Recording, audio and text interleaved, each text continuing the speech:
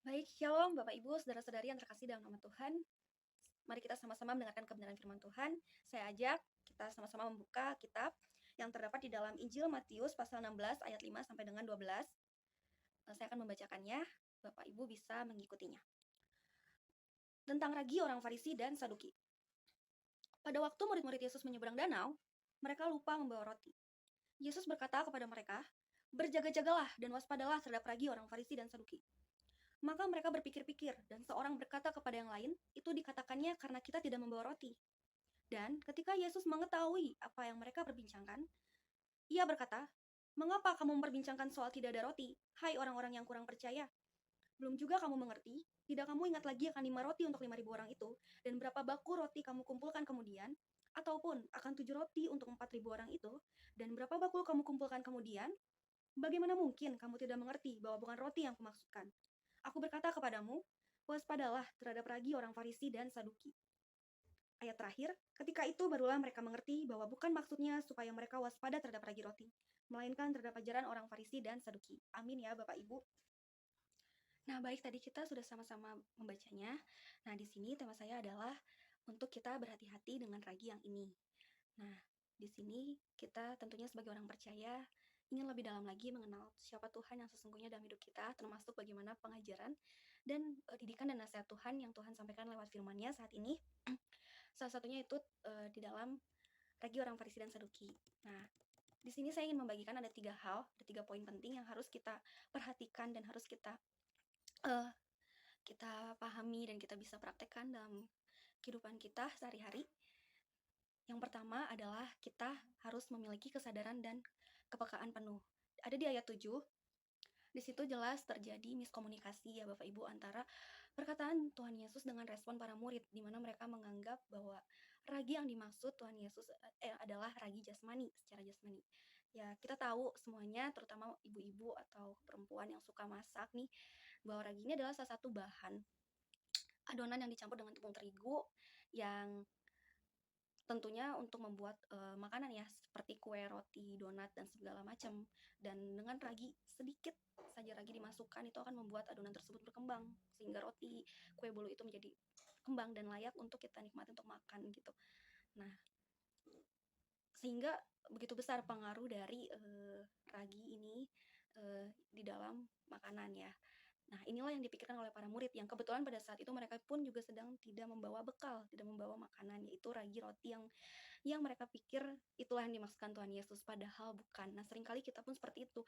Pemikiran Tuhan Yesus dengan pemikiran kita sering berbeda, sehingga tidak mengalami kesinambungan pemikiran, sehingga kita tidak bisa mengerti yang mana kehendak Tuhan dan apa maksud rencana Tuhan dalam hidup kita. Sehingga kita sering menjadi di poin kedua muncullah di sini keraguan. Makanya kita harus memiliki keyakinan penuh. Nah, di ayat ke-8 di sini Tuhan mempertanyakan respon mereka ya. Kita tahu mereka tadi sebelumnya di ayat 7 menganggap Tuhan marah atau Tuhan memperingatkan mereka karena mereka tidak membawa roti, dan di sini Tuhan menegaskan bahwa mereka adalah orang-orang yang kurang percaya. Nah, bagaimana bisa Bapak Ibu? Tentunya karena mereka hanya berfokus kepada makanan, kepada roti, kepada hal-hal yang perkara yang secara jasmania saja, bukan yang rohani.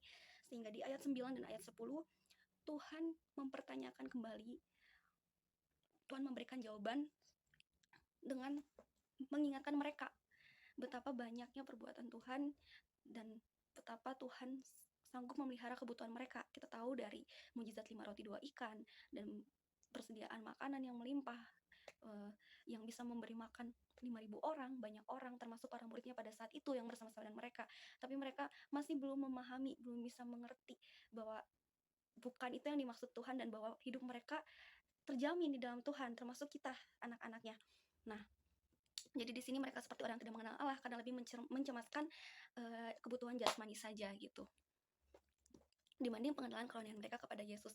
Maka selanjutnya poin akhirlah di sini kita sebagai orang percaya, kita juga belajar dari kegagalan atau kelemahan, kekurangan para murid yang kita juga mungkin masih alami, masih kita rasakan saat ini, pemandangan persepsi kita kepada Tuhan, bagaimana kita meresponi Tuhan. Nah, di sini kita harus memiliki kebijaksanaan penuh dengan berhati-hati dalam menerima setiap pengajaran. Di ayat 6, di awal Tuhan langsung mengingatkan pada saat itu juga.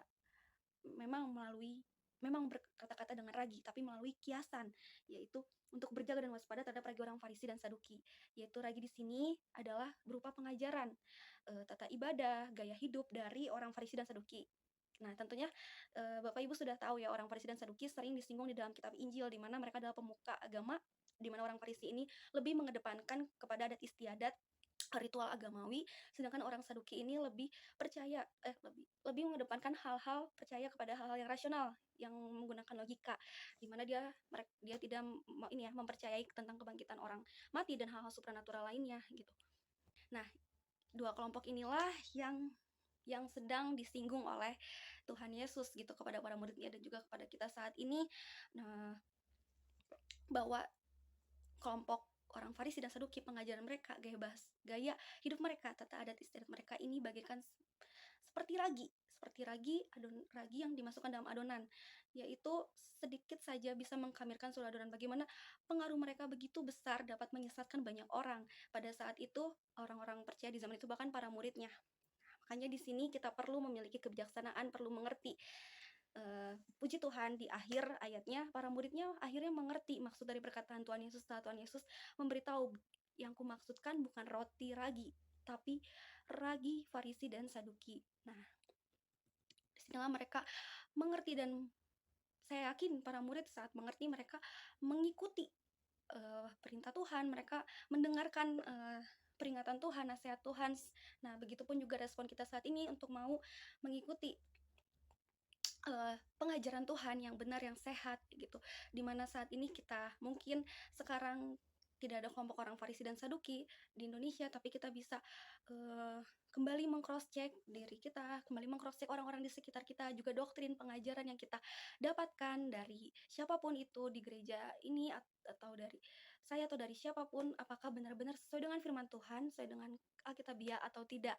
Karena karena pengaruh yang buruk itu, sekecil apapun pengaruhnya seperti ragi, itu dapat mempengaruhi seluruh kehidupan kita. Nah, jangan biarkan diri kita dipengaruhi oleh ragi yang buruk. Makanya judul tadi saya katakan hati-hati dengan ragi yang ini. Sekian firman Tuhan hari ini. Tuhan Yesus memberkati Bapak Ibu, saudara-saudari yang terkasih dalam nama Tuhan. Amin.